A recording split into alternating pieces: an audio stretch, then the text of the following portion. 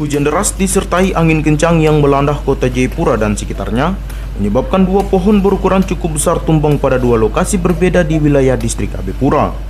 Berdasarkan informasi yang diperoleh, pohon tumbang terjadi di lokasi perumahan Murah Kota Raja Dalam, di mana menimpa satu unit mobil milik keluarga Jonerari.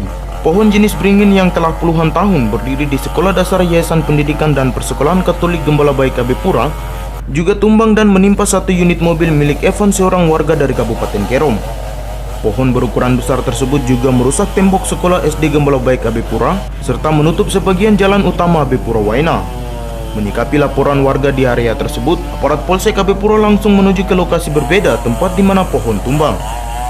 Dinas Lingkungan Hidup dan Kehutanan Kota Jayapura bersama aparat kepolisian dan warga sekitar bergotong royong membersihkan kedua pohon yang tumbang.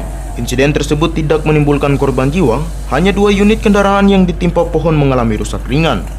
Peristiwa pohon tumbang yang terjadi pada dua lokasi berbeda di distrik Abepura menjadi peringatan bagi warga kota Jayapura agar senantiasa berhati-hati sebab wilayah Purnumbai dan sekitarnya tengah memasuki penghujan disertai angin kencang.